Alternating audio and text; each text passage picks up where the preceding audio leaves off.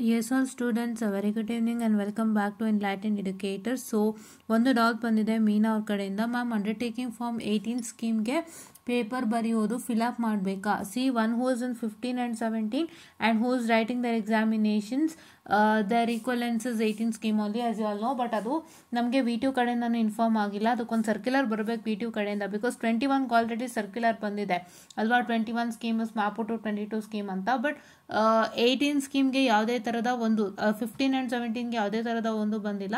ನಂಗೆ ಗೊತ್ತಿರೋ ಮಟ್ಟಿಗೆ ಮೀನಾ ಹೊಸ್ಮನಿ ಅವರು 15 ಸ್ಕೀಮ್ ಇದ್ದಾರೆ ಅಂತ ಕಾಣುತ್ತೆ. 15 ಅಥವಾ 17 ಇರ್ಬೋದು, ನಂಗೆ ನೆನಪಿರೋಂಗೆ. ಸೊ ಹಾಗಾಗಿ ಸೊ ಅವ್ರು ಯಾರಿಗೂ ಬಂದಿಲ್ಲದ ಕಾರಣ ಸ್ವಲ್ಪ ವೆಯ್ಟ್ ಮಾಡಿ. ಆ್ಯಂಡ್ ದಯವಿಟ್ಟು ನೀವು ಕಾಲೇಜಲ್ಲಿ ಕೇಳ್ಕೊಳ್ಳಿ ಒಂದು ಸಲ, ರೈಟ್? ನಿಮಗೆ ಎಕ್ಸಾಮ್ ಅಪ್ಲೈ ಮಾಡೋಕ್ಕೆ ಬಂದಿರೋದ್ರಿಂದ ದಯವಿಟ್ಟು ಕಾಲೇಜ್ನಲ್ಲಿ ಕೇಳಿಕೊಂಡು, ಮ್ಯಾಮ್ ಈಗ ನಾನು 18ಗೆ ಬರೀಬೇಕಾಗುತ್ತೆ ಎಕ್ಸಾಮ್ ಅಂತ ಒಂದ್ಸಲಿ ಕ್ಲಾರಿಫೈ ಮಾಡ್ಕೊಳ್ಳಿ. ಇಲ್ಲಿ ಸರ್ಕ್ಯುಲರ್ ಬಂದಿದ್ರೆ ನಂಗೆ ಗೊತ್ತಾಗ್ತಿದ್ದು, ಬಟ್ ನಂಗೆ ಗೊತ್ತಿರೋ ಮಟ್ಟಿಗೆ ನಿಮ್ಗೆ 18ನೇ, ಏನೂ ಚೇಂಜಸ್ ಆಗೋಲ್ಲ. ನಿಮಗೆ 15, 17 ಅಂತೂ ಬರ್ಸಲ್ಲ.